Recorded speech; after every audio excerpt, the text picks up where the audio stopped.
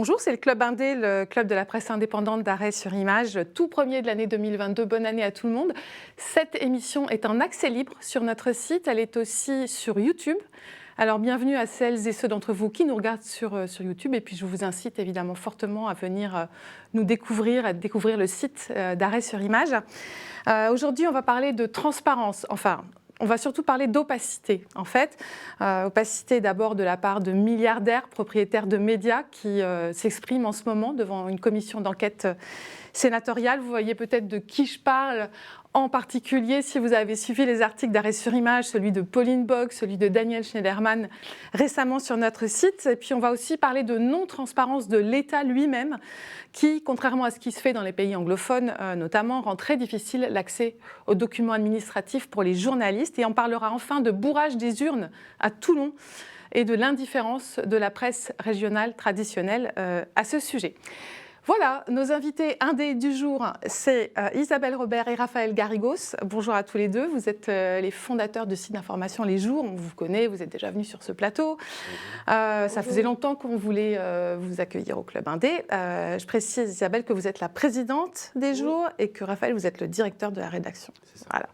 Deux autres invités en visio, un au nord, un au sud de la France, depuis Lille, Pierre Januel. Bonjour. Bonjour. Vous êtes journaliste indépendant, on vous a déjà reçu sur ce plateau aussi. Vous êtes spécialisé en droit et en actualité parlementaire. Vous travaillez notamment pour le site d'Alloz Actualité, donc un site d'information juridique. Vous travaillez aussi pour la lettre A, pour Mediapart, pour Mediacité. Et vous êtes là pour nous parler d'une quête originale. Vous souhaitez connaître les noms des invités des chasses présidentielles au château de Chambord. On va y revenir. Et je précise, parce qu'on parle de transparence, alors en toute transparence, je précise que vous êtes un ancien collaborateur parlementaire de ELV et aussi l'ancien porte-parole du ministère de la Justice sous le quinquennat Hollande. Et vous êtes journaliste depuis, je crois, 6 ans. C'est ça, voilà. 5 ans. Et puis depuis Toulon, donc de l'autre côté, à l'autre bout de l'Hexagone, Simon Fonvieille, bonjour. Bonjour. Vous êtes aussi journaliste indépendant, vous travaillez pour Mediapart et pour Le Monde Diplo, et vous avez enquêté notamment sur les faux électeurs à Toulon lors des législatives de 2017 et lors des régionales et départementales de 2021. Et vous allez nous raconter que faire du journalisme à Toulon, c'est pas tout à fait une promenade de santé. Bonjour à tous les quatre et merci vraiment d'avoir accepté notre invitation. Alors on va commencer par une archive dénichée par Adèle Bello. On va faire un tour au château de Chambord. On est en 1971 sous la présidence d'un certain Pompidou. Regardez. Samedi dernier, M. Georges Pompidou, président de la République, a chassé en forêt de Chambord. Cette battue au sanglier fut couronnée de succès, comme le démontra le tableau final dressé au rond Henri IV. Sur les 14 sangliers abattus, le président Pompidou en inscrit 4 à son actif. Cette chasse présidentielle fut dirigée par M. de Rocancourt, ingénieur des eaux et forêts, sous la responsabilité de M. Dablan, commissaire à l'aménagement de la forêt de Chambord. Avant de prendre congé, le président Pompidou félicita les rabatteurs, dont la plupart sont élèves de l'école forestière des Barres. Voilà, un petit résidu de monarchie, comme nous en avons quelques-uns ici, en France. Pourquoi je vous montre ça ? C'est parce que, pas ici, mais c'est parce qu'un journaliste essaye de savoir depuis 2019 qui sont les invités de ces chasses présidentielles. Et ce journaliste, c'est vous, Pierre Januel. Et vous avez décidé avec d'autres de saisir le Conseil d'État. Alors pourquoi, d'abord, pourquoi c'est si important, en fait, cette histoire de chasse dans un château ? C'est pas si important, mais on s'aperçoit que le domaine de Chambord ne fait officiellement plus de chasse présidentielle depuis bientôt 15 ans, mais il fait toujours ce qu'on appelle des battues de régulation. Battues de régulation. Ouais, voilà, c'est censé faire qu'il n'y ait pas trop de gibier dans le château, mais c'est assez intéressant. Il y a un livre qui est sorti il y a un an et demi de Marcel Weisfred sur le domaine de Chambord et qui explique qu'on achète des animaux, que lorsqu'il n'y a pas assez de sangliers, on les nourrit, voire on rachète des sangliers pour ensuite les réguler. Donc c'est assez curieux. Et on sait qu'il y a des invités, il y a des personnes qui viennent régulièrement à Chambord faire des chasses présidentielles, notamment des parlementaires. Et comme il s'agit de parlementaires, il me semble que c'est un avantage qui est offert à ces personnes-là, que Chambord est un domaine public. financés par l'argent public, je me suis dit que ça pouvait être intéressant de savoir qui était invité. Et en tout cas, je ne voyais pas qu'est-ce qui pouvait s'y opposer. C'est pour ça que j'ai fait la demande au domaine de Chambord, qui naturellement m'a rapidement répondu que ce n'était pas possible. Et donc, je fais toute une procédure, parce qu'il me semble que ça devrait être possible en fonction, on a un principe constitutionnel assez fort en France de transparence de l'information administrative. Donc, je vais au Conseil d'État pour essayer de faire valoir ce droit-là. Et alors, on parle de chasse présidentielle. Est-ce que ça veut dire que Macron chasse ? Macron chasse pas lui-même, même s'il a été présent au domaine, et c'était depuis longtemps, il n'y avait pas eu de président de la République qui était présent pour une battue de régulation. Il a été présent fin 2017, mais c'est en tout cas, c'est géré par l'établissement. On sait que le président du Sénat a beaucoup d'importance dans la liste des invités. Donc, comme cette liste d'invités est entourée de mystères, je vois pas trop pourquoi, et donc c'est pour ça que je l'adopte. Mais donc le sous-jacent de tout ça, évidemment, c'est l'idée que se tissent des liens, des interdépendances. Qu'est-ce qu'on peut dire un peu de ce qu'on pourrait attendre de cette information-là ? En tout cas, des échos qu'on a de Chambord, parce qu'encore une fois, il n'y a pas d'information officielle. On voit qu'il y a beaucoup d'invités. Il y a des invités qui ont... Voilà, il y a des invités, il y a du lobbying qui se fait à Chambord. Il y a des invités internationaux qui sont parfois invités à Chambord. Des patrons ? Oui, des patrons. Il y a toute une histoire autour de Kadhafi qui était présent. Et comme ça emplit de mystère, et encore une fois, il n'y a pas de raison que ce soit mystérieux. C'est pour ça que je demande cette transparence. C'est pour ça que j'ai fait valoir ce droit à la transparence. Et passer par des tribunaux en France, c'est parfois assez long et assez compliqué. Donc c'est pour ça qu'on a créé une association de journalistes. Mais peut-être vous souhaitez que j'y revienne ensuite. Oui, allez-y. L'association des journalistes pour la transparence, où on s'est regroupé avec plusieurs autres qui font des procédures un peu de tout type. C'est-à-dire qu'en France, normalement, l'administration est obligée de vous fournir des documents avec des exceptions. Si vous n'êtes pas content, vous pouvez saisir une autorité administrative indépendante qui s'appelle la CADA. Si la CADA donne un avis qui n'est qu'un avis consultatif, et ensuite vous pouvez saisir le tribunal administratif si on vous donne toujours pas raison. Et vous avez saisi le tribunal administratif, vous avez saisi la CADA et ça n'a toujours pas marché, donc là vous allez devant le Conseil d'État, c'est ça ? Et là, je vais devant le Conseil d'État. Le problème du Conseil d'État, c'est que ça coûte assez cher, puisqu'il faut passer par un avocat au Conseil. C'est pour ça que j'ai sollicité, on a fait une cagnotte Eloasso, qui a été conclusive, puisqu'on a réussi à récolter les 5 000 € qui nous permettront de payer l'avocate. Et donc, on a déposé le recours. Et aujourd'hui même, on dépose cours. Et donc, la procédure devrait aller jusqu'au bout, jusqu'au Conseil d'État. Et ça, on le verra dans ce qui vient. Mais c'est une procédure assez longue, puisque je demande les invités de l'année 2018. Donc, ça fait presque 3 ans que je suis sur cette procédure, et je pense qu'il y en a encore pour une année. D'accord. Alors, vous avez fait un appel aux dons. Est-ce que vous avez encore besoin de sous ou pas ? Non, on n'a pas besoin de sous. Après, on a créé cette association justement pour soutenir les journalistes. L'idée, c'est qu'aux États-Unis ou dans d'autres pays, notamment anglo-saxons, le droit d'accès est beaucoup mieux défendu, aussi parce que les journalistes sont allés beaucoup plus dans les procédures judiciaires pour demander un certain nombre de documents.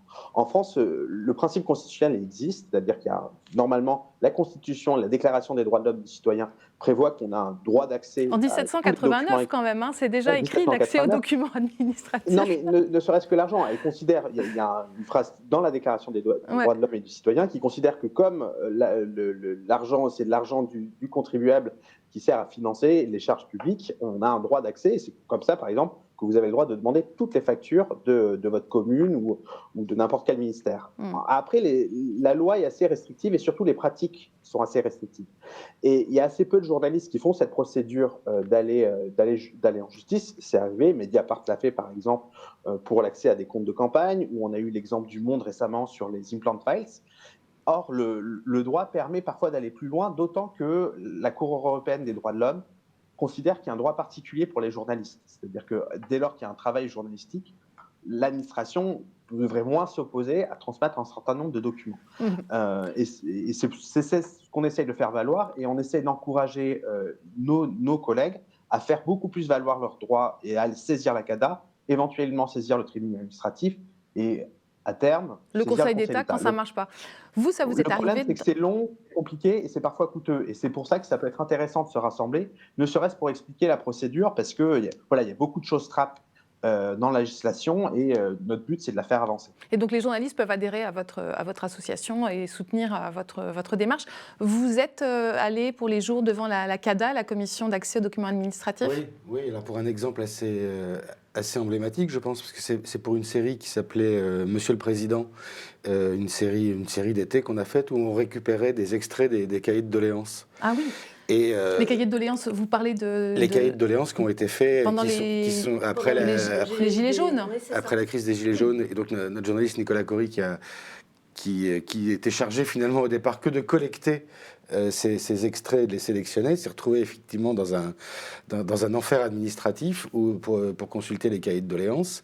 Et il a fini par lancer une demande CADA pour que les archives nationales donnent comme ça un accès libre et à lui au moins, alors que déjà ces documents auraient dû être plus numérisés. Public, ça avait été une promesse. Et là, on a une demande qui est en train d'aboutir, visiblement. Pour les cahiers de doléances ? Oui. D'accord. Donc vous êtes toujours en attente, en fait, d'accès. Presque. D'accord. Bon. Vous savez peut-être qu'en ce moment, les dirigeants des principaux médias français sont convoqués devant la commission d'enquête sénatoriale sur la concentration dans les médias en France. Alors, il y a des gros noms, c'est impressionnant. Il y a Vincent Bolloré pour Vivendi, on le voit ici, Bernard Arnault, LVMH. Delphine Ernotte aussi est passée de France Télévisions, Sybille Veil de Radio France. Et on a vu aussi une certaine Isabelle Roberts. Vous avez été auditionné en même temps qu'Edoui Plenel de Mediapart, Éric Fotorino pour Le 1 et Nicolas Bétou pour l'Opinion. Mais alors, qu'est-ce que vous faisiez là, Isabelle ? Parce que c'est donc les patrons des grands médias qui étaient là. Et puis, on vous a invité avec notamment Plenel. C'était quoi leur idée ? Alors, l'idée de cette table ronde, en fait, c'était d'entendre la parole de nouveaux médias. Alors, je pense qu'au départ, j'en suis pas sûre, hein, leur idée devait être des médias indépendants, mais comme la commission d'enquête, elle est composée de sénateurs de tous bords, il y avait Nicolas Bétou qui était un peu la voix discordante, mais bon, c'est normal dans une table ronde que toutes les voix n'aillent pas dans le même sens. L'opinion, il y a beaucoup effectivement d'entreprises qui ont investi. Voilà.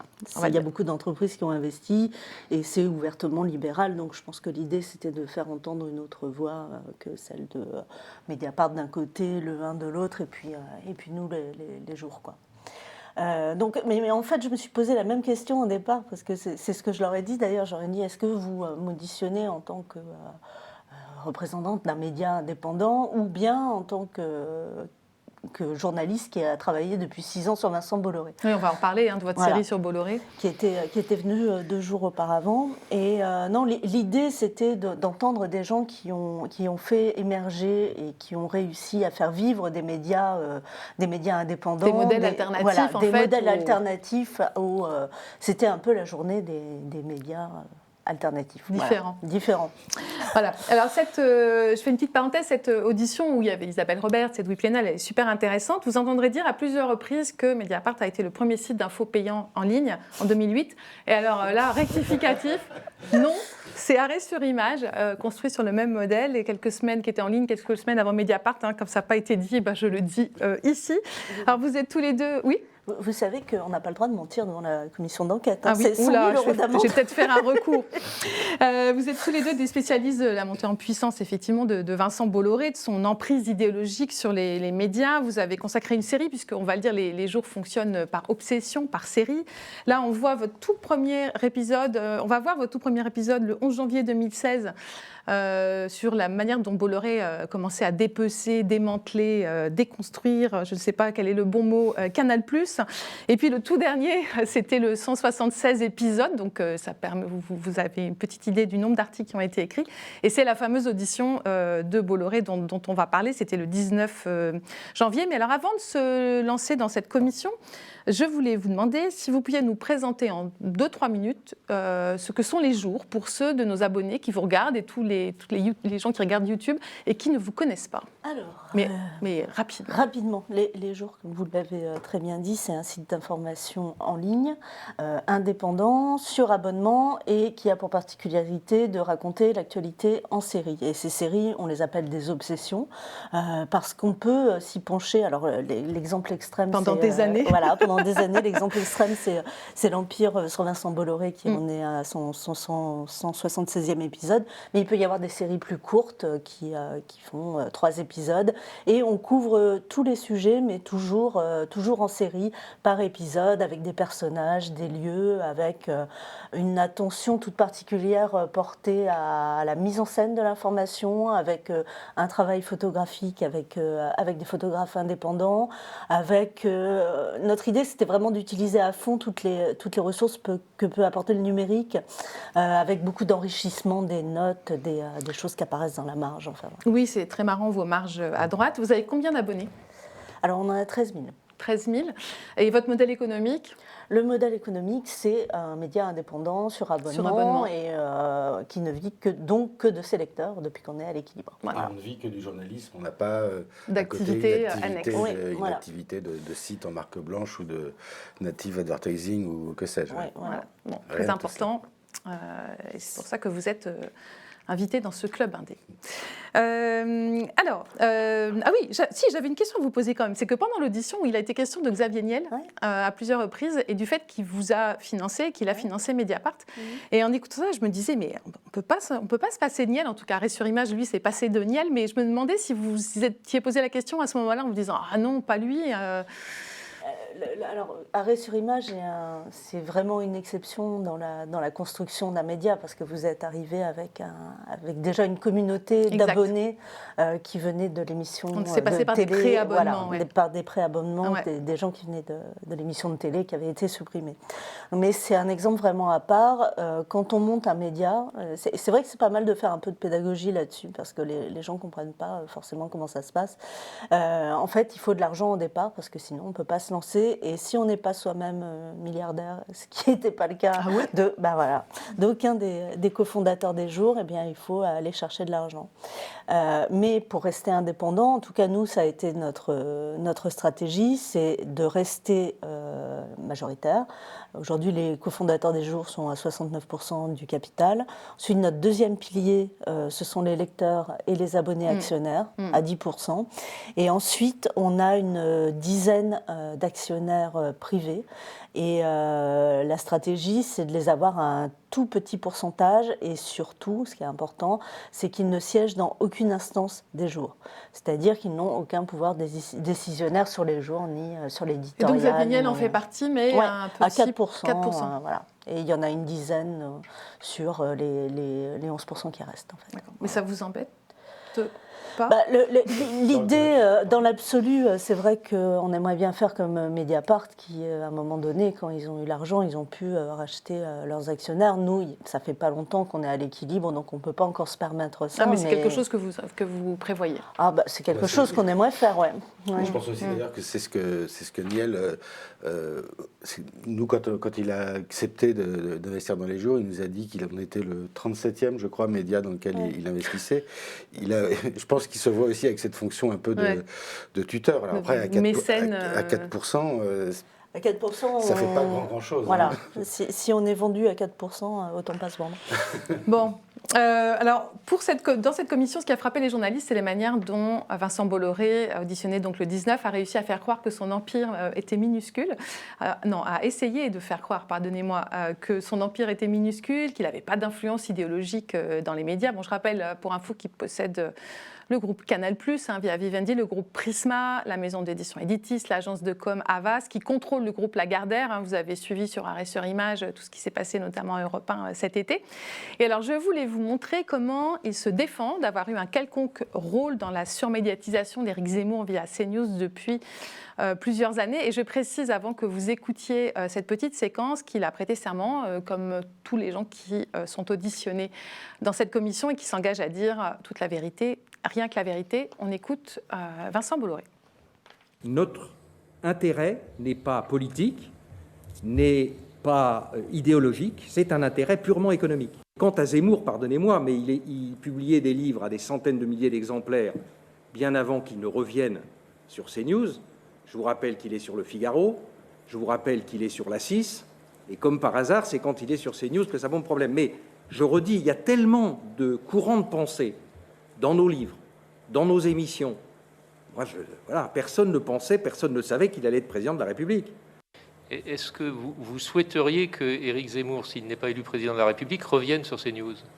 Mais attendez, c'est pas moi, pardonnez-moi. J'ai dit souhaiter, j'ai pas dit est-ce que vous mettriez en œuvre le retour des... Mais je n'ai pas le pouvoir de nommer qui que ce soit à l'intérieur des chaînes. Écoutez, sur Zemmour, à nouveau, franchement, je n'ai pas plus de responsabilité et de poids sur lui que n'en a Nicolas de Taverneau ou le patron, le propriétaire du Figaro, les Dassault ou M. Edelstein.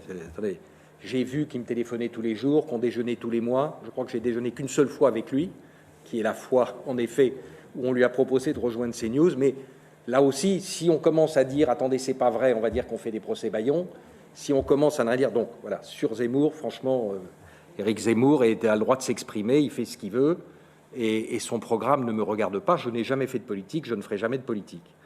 Je vous dis, M. Zemmour, il était sur toutes les autres chaînes, on l'a retiré de CNews, il est chez BFM tous les soirs. Attendez, alors, moi, je voudrais savoir pourquoi est-ce que c'est uniquement sur chez nous que ça porte.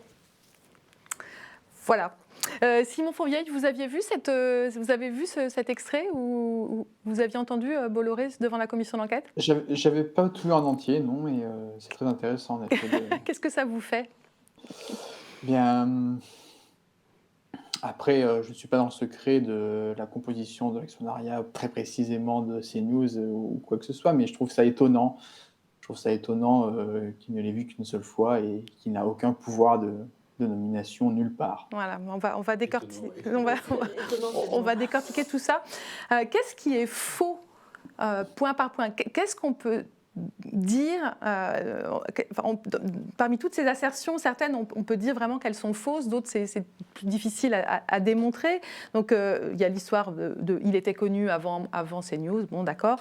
Il y a tellement de courants de pensée dans nos livres, dans nos émissions. Personne ne savait qu'il deviendrait président de la République. Donc, ça, c'est drôle, c'est un gros lapsus amusant. Donc, ça, c'est faux.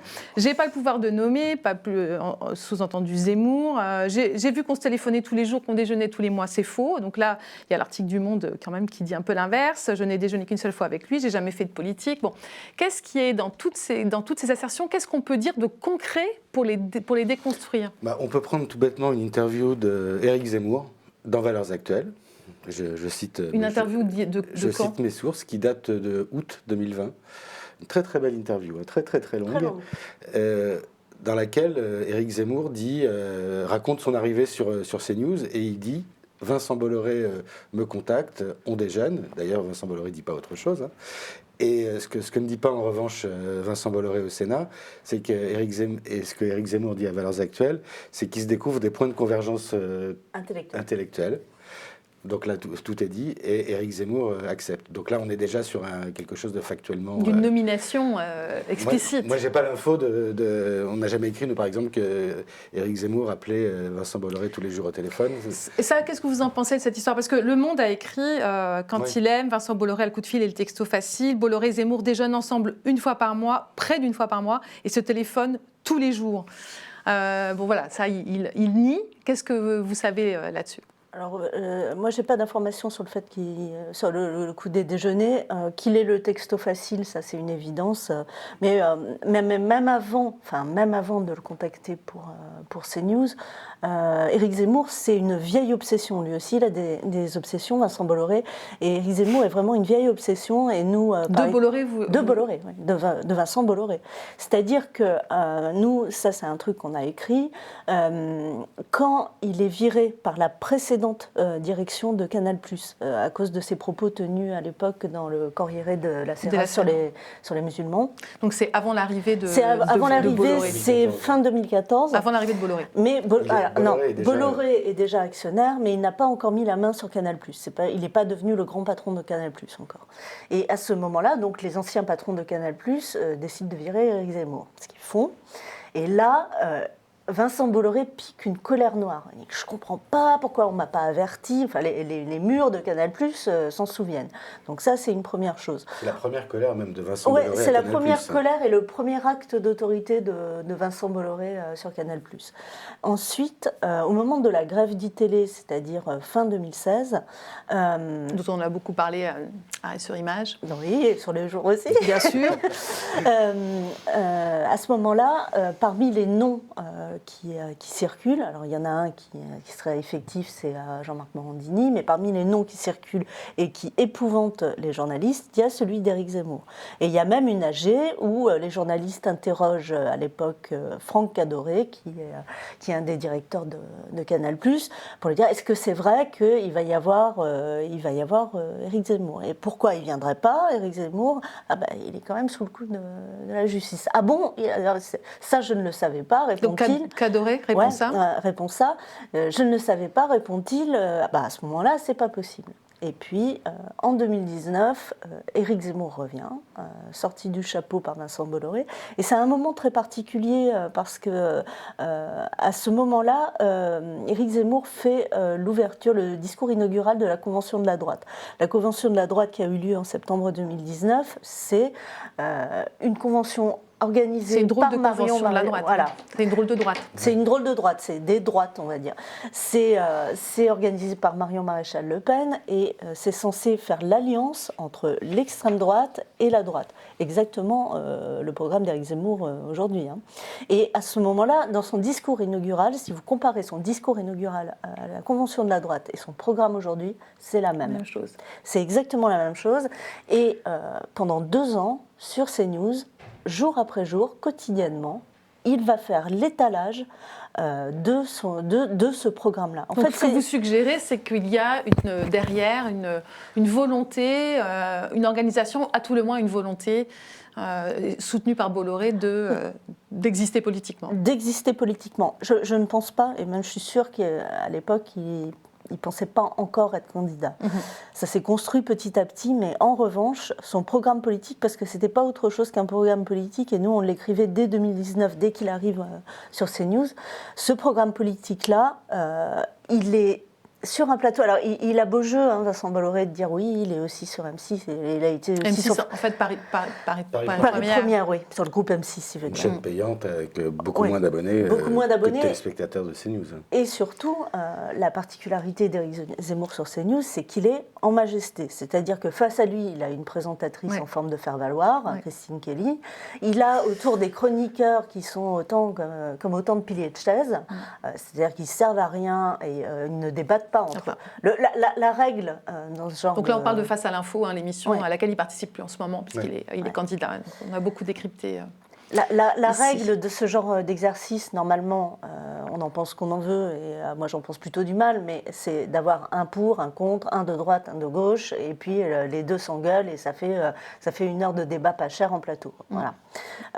Éric Zemmour, c'est pas du tout la même chose. C'est pas du tout la même chose. Il était en majesté dans un écran. Alors, est-ce que ça existerait, c'est une question que je vous pose à tous les trois, un bon milliardaire propriétaire de médias quelles seraient ses caractéristiques? Parce que ce qui caractérise, en l'occurrence, Bolloré, puis vous le racontiez en 2016, vous disiez, c'est le côté intégration entre les différentes activités, que la télé de Bolloré promeuve les films qu'il produit ou les livres qu'il édite. Qu'est-ce que ce serait est-ce que ça existe? Est-ce que ça existerait un bon milliardaire propriétaire de médias? Disons qu'ils n'ont pas fait beaucoup de...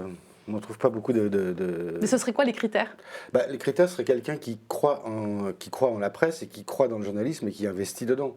Et qui ne considère pas qu'acheter un journal, c'est comme avoir une danseuse, comme on dit, c'est-à-dire quelque chose qui fait bien dans les dîners en ville, on va dire, mais qui quand même a besoin d'être tenu, d'être rationalisé. Et qui sert d'outil d'influence aussi.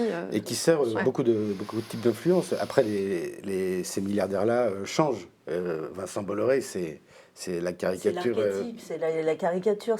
Mais le problème, c'est pas tant qu'il puisse y avoir de bons milliardaires, de gentils milliardaires qui ont des bonnes idées, peu importe. Le tout, c'est d'avoir un système qui empêche les Vincent Bolloré, pour l'exemple extrême, d'agir en fait. Et ça, aujourd'hui, la loi, et c'est pour le coup tout l'objet de la commission d'enquête au Sénat, la loi est inopérante, ça ne fonctionne pas.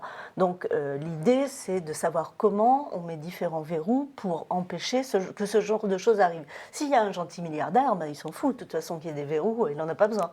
Voilà. Simon Fonvieille et Pierre Januel, est-ce que ça existerait un bon milliardaire, propriétaire de médias, quelqu'un qui ferait bien le travail ou pas?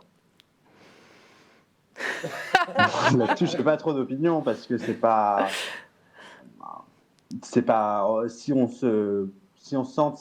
la presse espère être sauvée par des milliardaires, c'est qu'elle est assez mal en point. C'est vrai. Ou alors quelqu'un de totalement désintéressé, totalement philanthrope, qui n'a aucune arrière-pensée politique et économique, et qui ferait don de toute sa fortune, donc un groupe de presse sans rien regarder. On l'attend et on va l'attendre sans doute longtemps. Alors, en termes de vérité alternative, Bernard Arnault, le patron de LVMH, qui possède Le Parisien, Les Échos, Radio Classique aussi, a lui aussi tenu des propos qui relèvent de la vérité alternative. Il affirme par exemple qu'il n'a pas tenté de devenir propriétaire des deux médias du groupe Lagardère, le JDD et Paris Match. On va regarder la manière dont il le dit. Je pense qu'au printemps dernier, c'est vous qui avez fait une promesse de rachat, une proposition de rachat pour le JDD et pour Paris Match. Vous me confirmez, Stop? Pareil, nous on lit dans la presse, donc on a l'occasion de vous poser les questions directement. Alors qu'il y avait une négociation avec M. Bolloré, M. Lagardère. Mes équipes ont probablement examiné différentes choses, mais on n'a jamais fait de proposition, non. Même précisément, on dit que vous avez fait une proposition d'offre de 80 millions. Donc ça, vous ne confirmez pas? Non. Très bien. Voilà, en fait, c'est faux. Il a dû rectifier dès le lendemain. D'ailleurs, c'était lors de ça a été dit lors de votre audition, l'audition à laquelle vous participiez, Isabelle. Donc, une offre écrite unilatérale avait bien été transmise au groupe Lagardère pour le rachat de Paris Match et du JDD. C'est en fait LVMH eux-mêmes qui ont transmis cette information très rapidement à la commission sénatoriale. Et même Bernard Arnault lui-même aurait adressé un courrier à la commission d'enquête dans l'après-midi en reconnaissant cette erreur. Et alors, ce qui est intéressant, c'est que pendant la commission à laquelle vous étiez, le président de la commission, Laurent Lafont, un centriste, précise « Aucune poursuite judiciaire ne sera engagée sur ce fondement par la commission d'enquête » parce qu'en fait, ça peut être qualifié de faux témoignage. Pierre Januel, qu'est-ce que vous avez pensé de cette séquence? Est-ce que la manière dont les sénateurs se précipitent pour dire « Non, mais il n'y aura pas de poursuite » alors que d'évidence, quelque chose de faux a été dit, comment vous l'interprétez? Moi, je pense que c'est assez logique. Le dispositif qui prévoit des sanctions pénales en cas de mensonge, d'une part, je pense qu'il est un peu constitutionnellement fragile, donc c'est pour ça que le Parlement ne veut pas forcément l'actionner. Par ailleurs, il sert à s'assurer qu'il y a la vérité. Dès lors que la personne reconnaît qu'elle s'est trompée assez rapidement, sans qu'il aurait pu y avoir des articles de presse qui fassent suite à ces propos d'Arnault, ça permet de s'assurer que la vérité a été dite, même si c'est après un rectificatif. Donc ça serait compliqué d'aller de faire cette poursuite. Après, je comprends la frustration qu'il y a comme journaliste, puisque c'est quand même un dispositif assez rare. Tout le monde rêve d'avoir Bernard Arnault et Vincent Bolloré face à lui, pouvoir lui poser des questions pendant 2 heures, et si jamais il ment, il va devant le juge. Mais voilà, on reste dans une commission d'enquête qui a forcément un objet plus limité et aussi avec un dispositif peut-être moins sérieux que s'il était face à 2 spécialistes des médias pendant 2 heures. On va parler de ce dispositif-là. Est-ce que c'est déjà arrivé qu'il y ait des poursuites pour des personnes qui avaient tenu des faux témoignages? Oui, c'est arrivé plusieurs. Alors, le plus connu et la première fois que ça a été actionné, c'était par une personne de Total sur une commission d'enquête sur la pollution. Il y a eu toute une poursuite qui a eu lieu. Mais après, par exemple, sur la commission d'enquête sur l'indépendance de la justice, le président de la commission d'enquête a essayé de lancer des poursuites, ça n'a pas vraiment fonctionné puisque le mensonge n'était pas forcément évident et c'est toujours la question, où est-ce que s'arrête le mensonge ou où commence le fait qu'on dit presque la vérité. L'approximation. Ouais, l'approximation. Il y a eu aussi un cas sur l'affaire Benalla. De mémoire, je crois que les poursuites n'ont rien donné. Parce que, encore une fois, c'est assez compliqué. Et être puni pénalement pour mentir, c'est quand même quelque chose qui, je pense, est assez mal accepté en France, où on est assez tolérant vis-à-vis du mensonge. On en reparlera de ça, mais c'est quand même un mystère. Pourquoi est-ce qu'il dit non, on n'a pas cherché à racheter le JDD et Match? Comment vous expliquez qu'ils le disent de cette manière-là? Est-ce que vous avez une explication? C'est assez mystérieux pour moi parce qu'il n'y a pas de honte, quoi. Enfin, essayer de racheter le JDD Paris Match. Et puis en plus, à ce moment-là, ça faisait quand même des mois que Vincent Bolloré d'un côté, Bernard Arnault de l'autre, discutaient de la façon de se partager les médias du groupe Lagardère. Donc je comprends pas trop. Il faut savoir, je précise par rapport au mensonge que puisque moi j'ai été auditionnée, je peux vous le dire, en fait, ils vous envoient le verbatim des propos et vous pouvez rectifier. Moi, je l'ai reçu hier, par exemple. Ils m'ont envoyé mon verbatim en me disant si vous voulez rectifier quelque chose, c'est le moment. Vous avez tant de jours. Voilà. Donc c'est peut-être comme ça que ça s'est passé pour Bernard Arnault. C'est du jour pour le lendemain. Du jour pour le lendemain, je pense pas. Je pense que peut-être que ses conseils ils se sont aperçus en direct. Ses avocats lui ont dit là non. Oui, alors ça, 80 millions d'euros. Oui, c'est ça. Est-ce que c'est très peu important pour lui, au fond, d'essayer d'acheter Match et le JDD? On ne sait pas. Il y a eu un autre moment de vérité alternative de sa part, lorsqu'il a expliqué que LVMH avait été, disons, lavé de tout soupçon dans l'affaire de l'espionnage de François Ruffin pendant le tournage de Merci Patron, sorti en 2015, le fameux documentaire sur un couple d'ouvriers victimes d'une délocalisation d'une usine LVMH. Alors l'affaire s'est soldée récemment, le 17 décembre, je crois, par ce qu'on appelle une convention judiciaire d'intérêt public. Je vous explique. On a dit à LVMH, vous donnez 10 millions d'euros à l'État, une paille, afin d'éviter des poursuites éventuelles pour trafic d'influence. Voilà. Donc, écoutez comment Bernard Arnault interprète cette convention judiciaire d'intérêt public. Il y a eu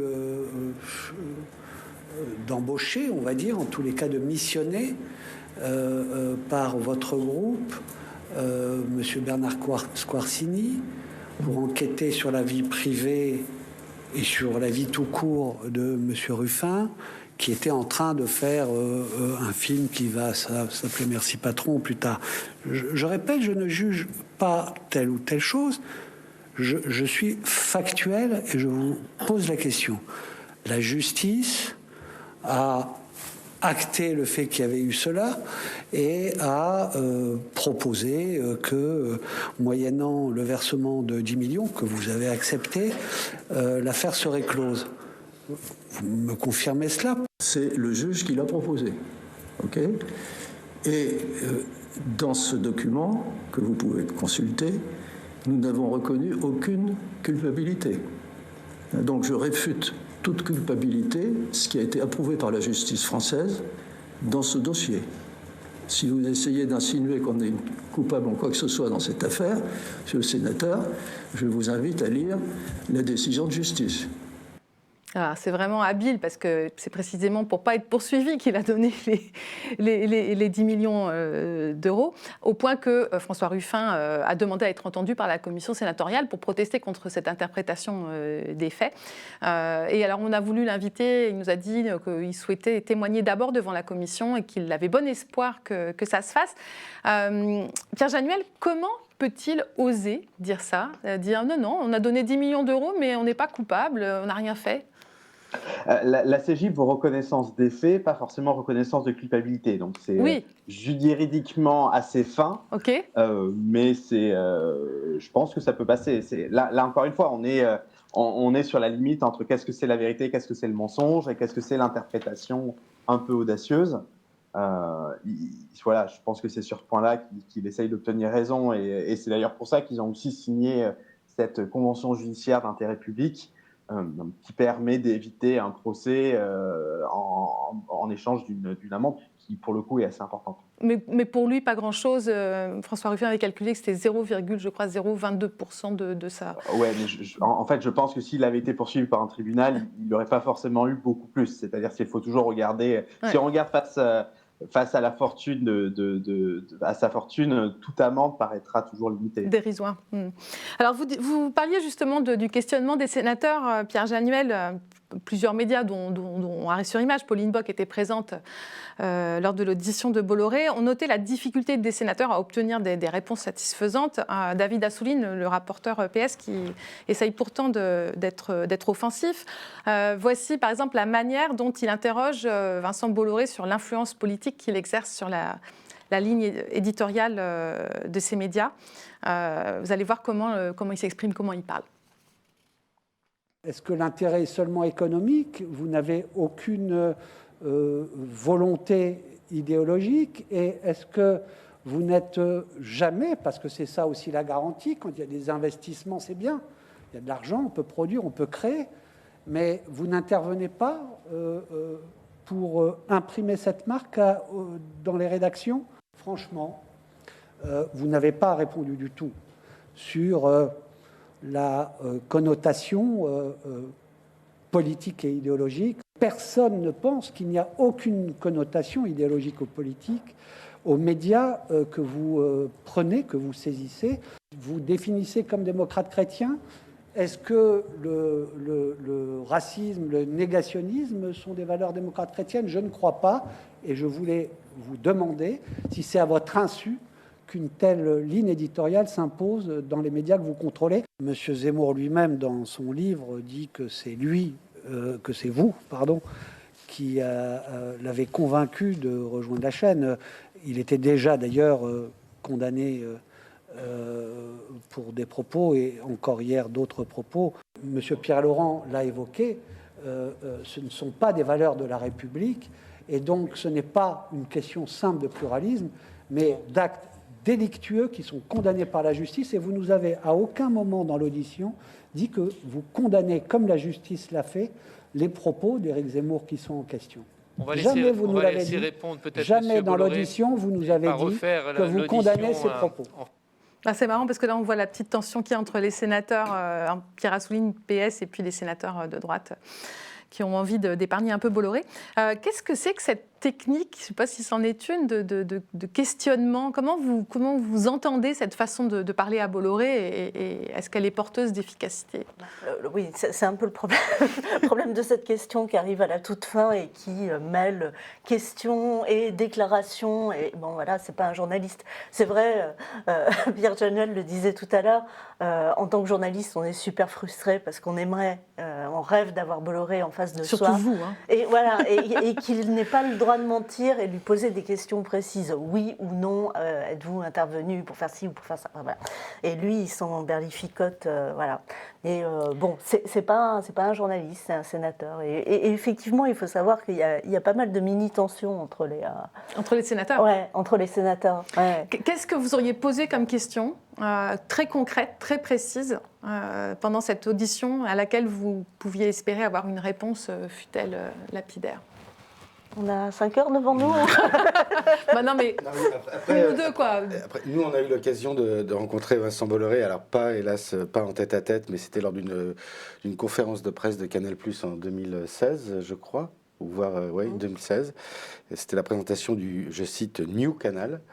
Et on lui a posé la question c'était après la censure du documentaire sur le Crédit Mutuel qui a fait grand bruit, et on lui a posé cette question-là directement de la censure, de l'investigation sur Canal, et il a tout de suite botté en touche en disant moi la censure je sais même pas comment on fait, et il aurait botté en touche, mais il y a des questions, enfin on a oui, mais les questions 176 les questions peuvent être chargées d'informations même si la réponse est insuffisante. Bien sûr. Bien sûr. Mais il y a des questions... Avec ce genre de personnage d'ailleurs, les questions sont souvent plus intéressantes que les réponses. Oui, ouais. Oui. Non, mais je pense à des tonnes de choses.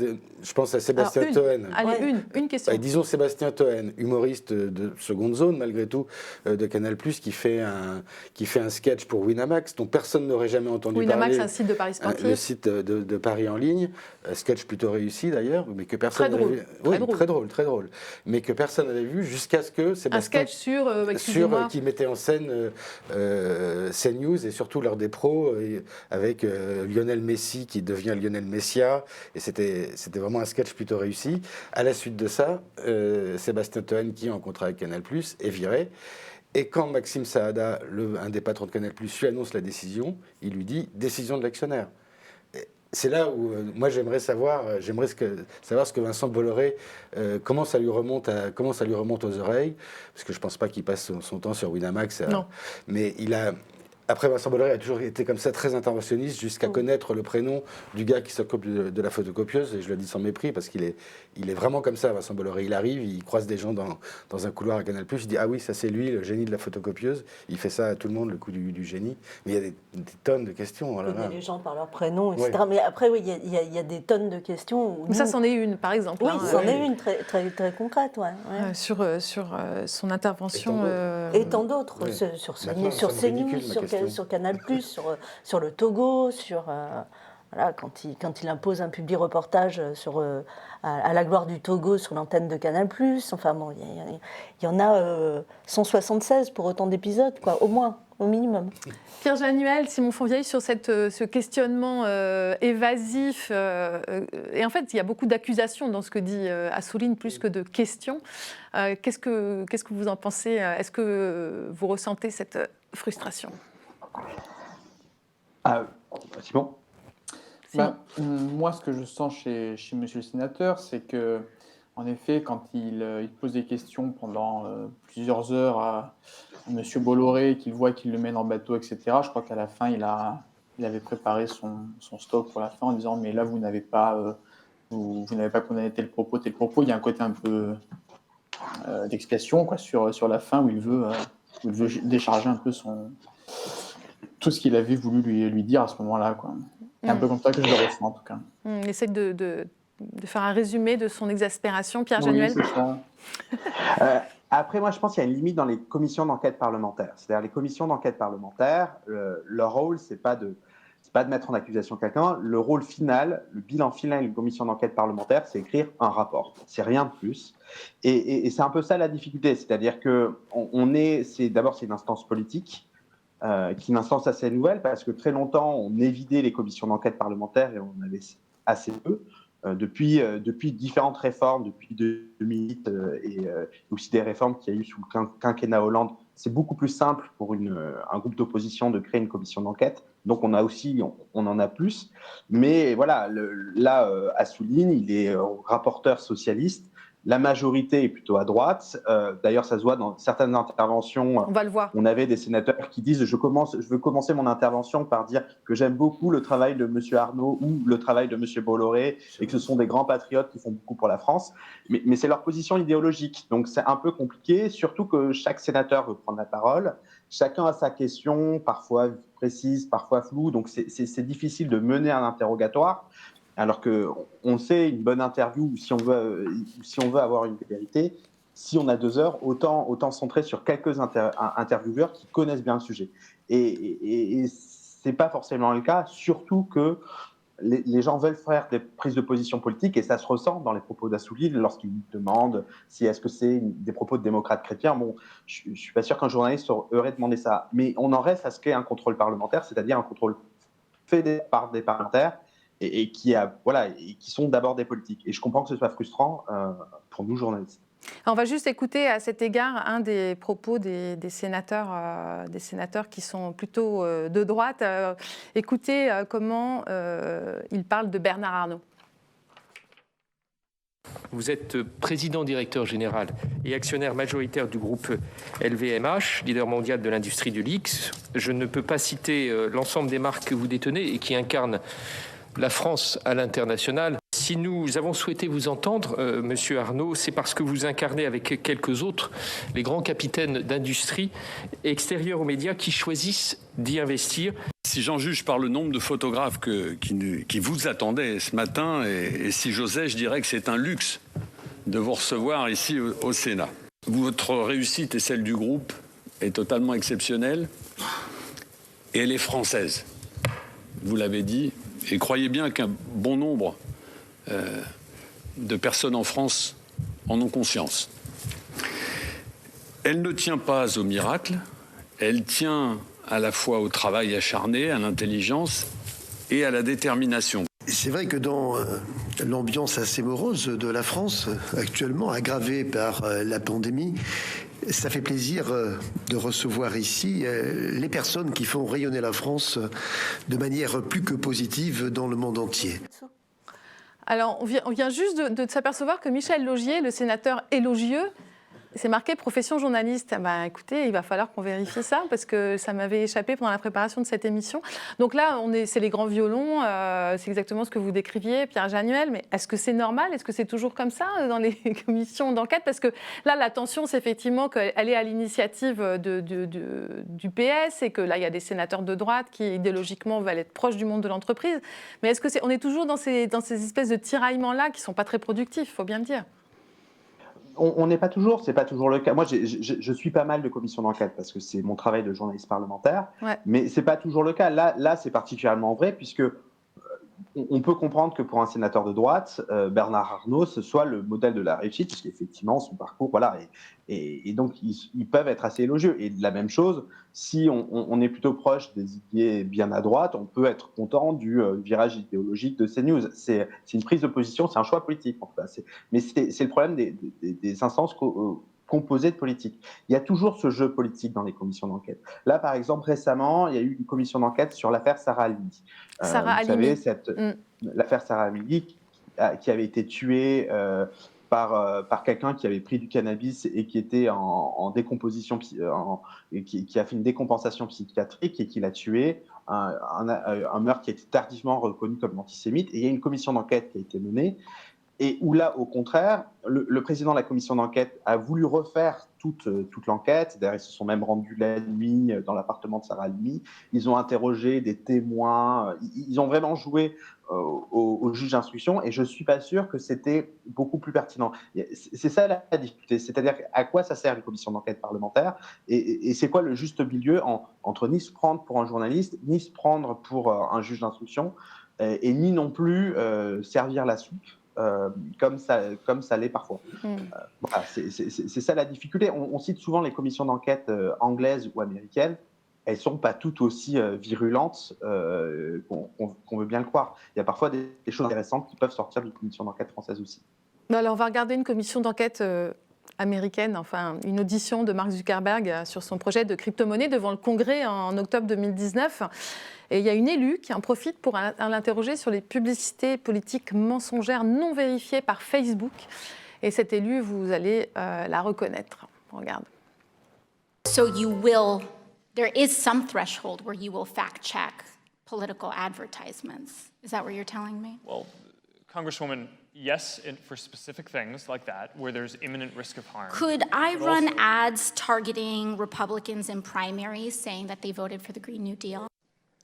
Sorry, can you repeat that? Would I be able to run advertisements on Facebook targeting Republicans in primaries saying that they voted for the Green New Deal? I mean, if you're not fact-checking political advertisements, I'm just trying to understand the bounds here. What's fair game? I don't know the answer to that off the top of my head. I think so. You don't know if I'll be able to do that. I think probably. Do you see a potential problem here with a complete lack of fact-checking on political advertisements? Well, Congresswoman, I think lying is bad. So you won't take down lies, or you will take down lies? I think it's just a pretty simple yes or no. It depends on the context that it shows up, organic post, ad. Bon, voilà, là, évidemment, il y a un effet de montage, parce qu'on ne sait pas très bien s'il arrive finalement à lui répondre, mais enfin, de l'avis, de ce qu'on a pu lire à ce moment-là, il semblerait qu'il ait quand même eu beaucoup de mal à se justifier. Alors là, Pierre Januel, il y a une vraie mise en scène, c'est-à-dire qu'elle scénarise sa question, et lui, on dirait qu'il se sent un petit peu empêché de mentir. Enfin, est-ce qu'on est dans un contexte très différent ? Moi, en fait, ça dépend de la manière dont le parlementaire veut être virulent ou pas. Et on pourrait avoir un peu la même chose. On a eu, il y a 2 ans, une commission d'enquête intéressante sur l'indépendance de la justice, où des magistrats ont pu être mis en difficulté, les magistrats français ont pu être mis en difficulté, parce qu'effectivement, c'est commun pour personne de se retrouver devant une commission d'enquête composée de parlementaires, où si jamais on ment, on peut être condamné à un délit pénal. Et ça peut être déstabilisant. Mais ça dépend vraiment du contexte politique, parce que voilà, on est face à des politiques et ça sera toujours la limite de la chose. De la même manière, AOC, elle est...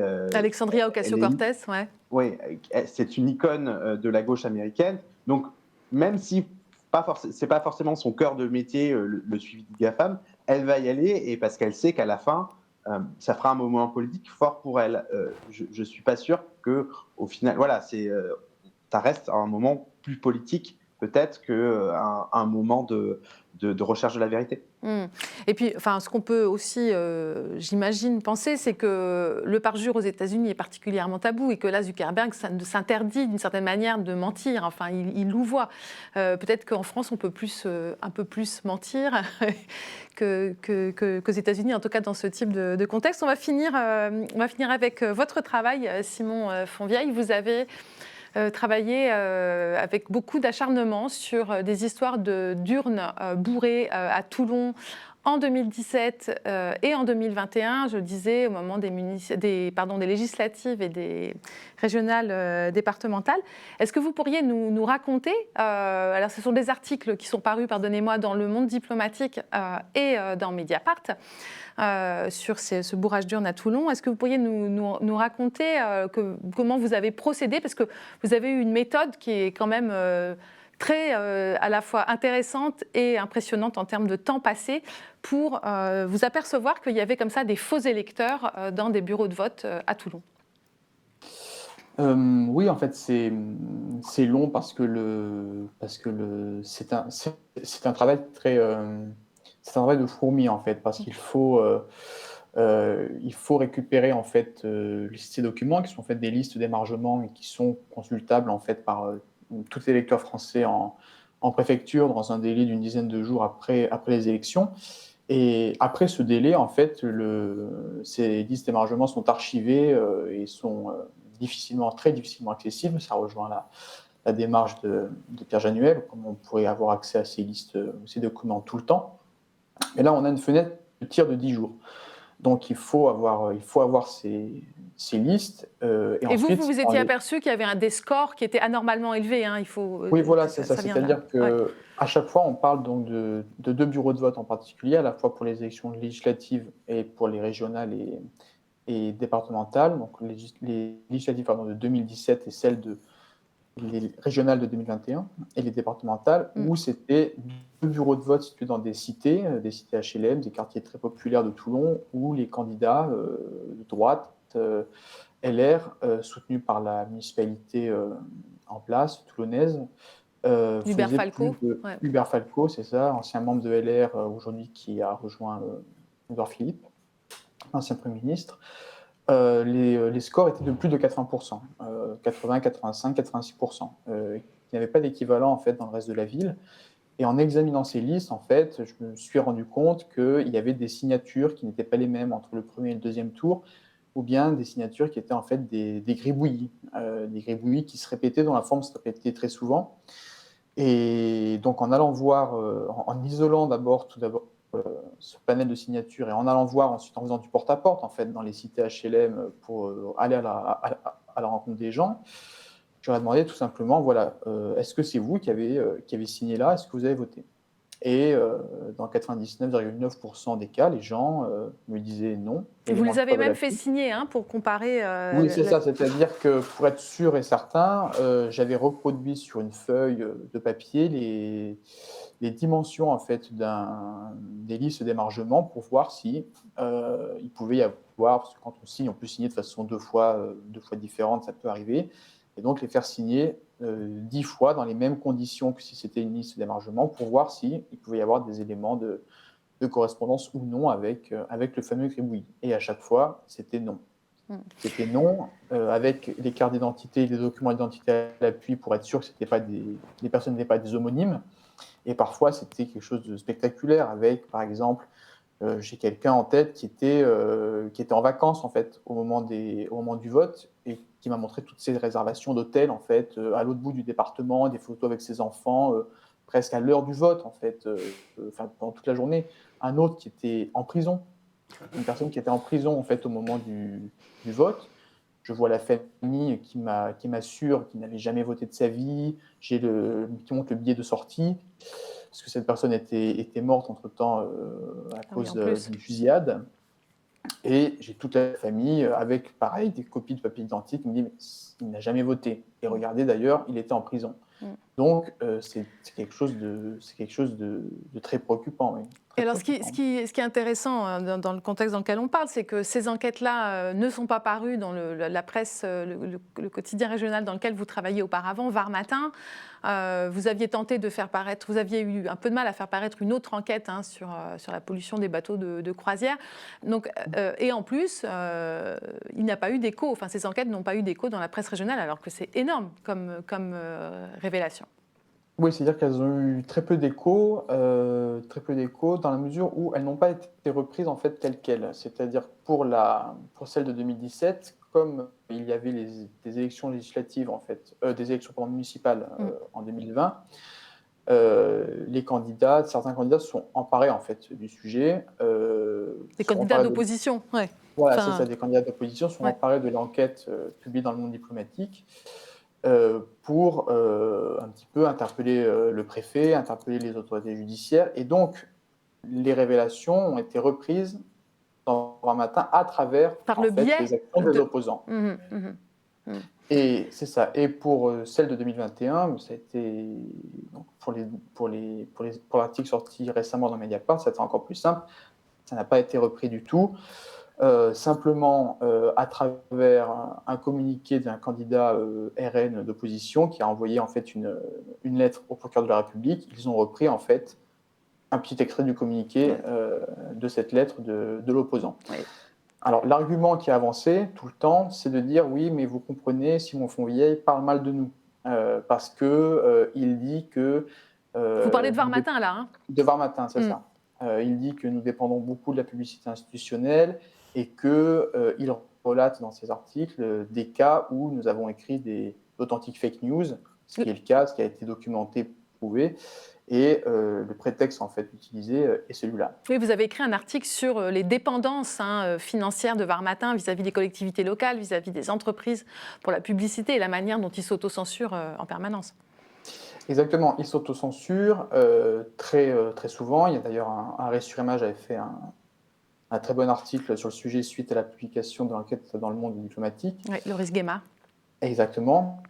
Mais c'est-à-dire que non seulement ils s'autocensurent, mais il y a aussi la publication d'authentiques fausses informations. C'est-à-dire, l'exemple le plus frappant est un article en date du 8 mai 2019, écrit par l'ancien directeur départemental du journal, M. Philippe Courtois, un article non signé, qui écrivait noir sur blanc qu'Hubert Falco, donc maire de Toulon, avait été entendu en tant que témoin, assisté de son avocat, dans le cadre d'une enquête sur les chocolats du Sénat.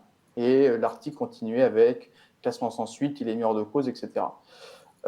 Alors que tous les articles parus sur le sujet disaient, en fait, témoin entendu sous le statut de témoin assisté. Sans virgule.